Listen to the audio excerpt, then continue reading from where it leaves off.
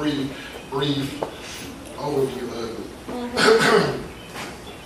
Esther was a Jew. Esther and Mordecai, they were Jews. So they were Jews, and there's the official, a higher guy named Haman. Haman didn't necessarily like Mordecai. He had a lot of hatred towards Mordecai because Mordecai would not bow to him or pay him homage. So Esther, on the other hand, she ended up becoming queen because of the king had an altercation with his former queen. So the queen pretty much got fired. She got kicked out. And Esther came in into her place. So Mordecai, while Esther was in the kingdom with the king, Mordecai was still dealing with Haman. Haman just doing a lot. So Mordecai had discovered a plot against the king's life. Jesus. The king didn't know nothing about this plot. So Mordecai, revealed the plot to the king, and the king found favor in Mordecai. So Mordecai was on the road to greatness, and he didn't even know. So the story goes on. The king asked Esther, what was she like or whatnot. Pretty much trying to satisfy his queen. And she knew about this plot on her life and people on the life of her people, because Haman pretty much was going to take out the Jews, all the Jews, including Esther and Mordecai. This story, if you get into it, you can get the details and everything. But the story, pretty much, it can parallel to our lives. Right. Now, the king, we know the King of Kings, the Lord of Lords. We know that will be God. Mordecai will be presented as the natural, as everybody in this room. Esther would be the spirit, and Haman would be the enemy. Now you're looking, you're like, how is this possible? So let me explain it. So Esther is with the king. She has a close relationship with the king because she's the queen. So as the spirit makes intercession on our behalf to the king. She talks to the king, has a close relationship with the king. The king knows everything that's going on at this point. God knows everything that's going on at this point in our lives and knows where we're going, what's going on. So the queen is there, and she's, still trying to be, satisfied because of the fact that, I'm here, but I have this weight on my hand, knowing that my people, there's a spot against my people. Jesus. So I'm here, but I'm not here because I still have all this on my head, and I'm trying to get to Mordecai, which is the natural, that things that's going on here is going to be all right. But it seems that Mordecai still has not, he's still trying to deal with the reality of things that, okay, I don't know, I'm here, So Mordecai ends up tells the king about the plot against his life, and the king found favor towards Mordecai. In the natural, as the king found favor in Mordecai, we found being obedient to God, we have found favor by him, or with him, or, he favors us. Haman, which is the enemy, is angry because we are God's people, obviously. He just can't take the fact that at one point in life he might have had us, but now we're here and we're doing God's will, we're being obedient. That's right. He just can't take it. So he's going to do everything in his power to stop us.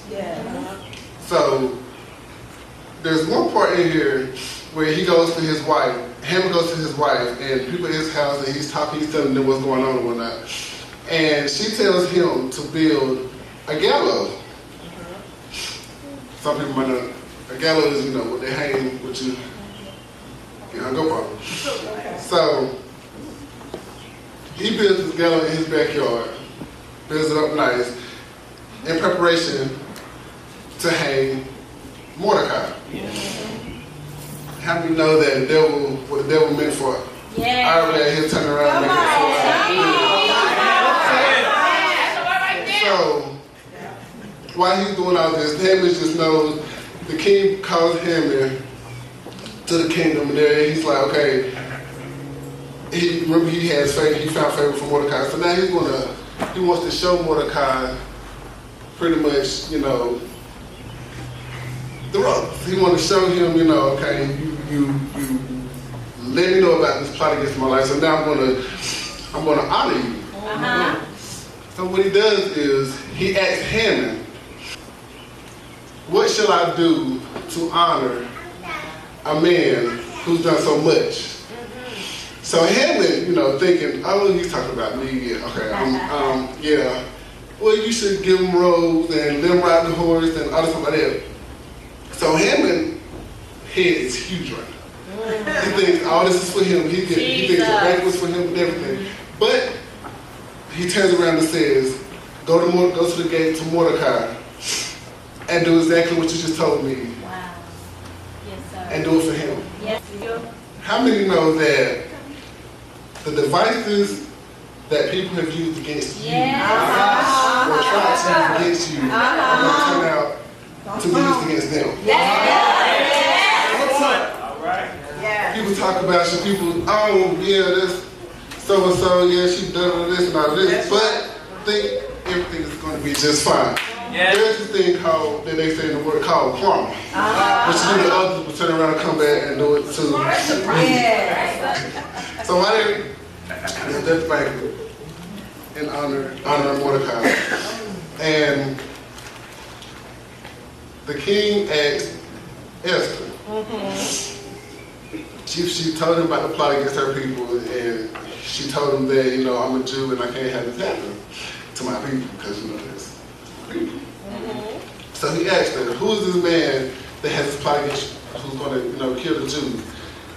And she says, Haman, which was sitting right with the table, just sitting there. Wow. This man here. Wow. So he's sitting there like, just has this look on his face like, wow. You know.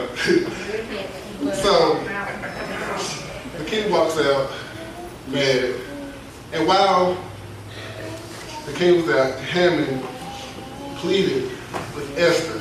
Yeah. Pleaded, you know, for her forgiveness and all this and all that. So how many know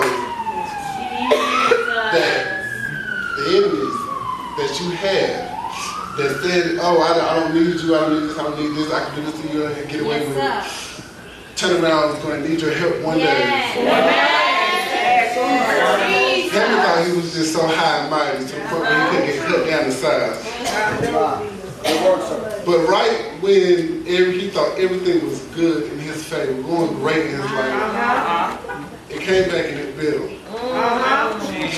And the end of the story pretty much says that after this altercation or whatever, Haman, the same gallows Haman made for Mordecai, he was hungry himself. And that's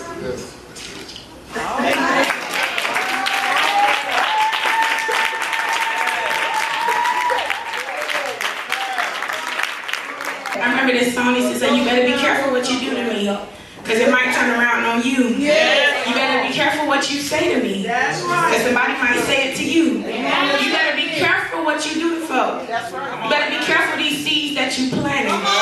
You plant seeds and walk away and think nothing's going to grow. That's insane. Something's going to grow for everything you put into this world. We are royalty, and our King is stirring up heaven on our behalf, doing things so that our lives will work out. And all we have to do is walk into the plan that He has for us. Isn't that beautiful? Bless your name, Jesus. I'm a soldier in the army of the Lord, and my King got my back. And all I gotta do is walk into what He wants me. You see how all the words are lining up? I'm a soldier. I don't have to worry about it because the King got me.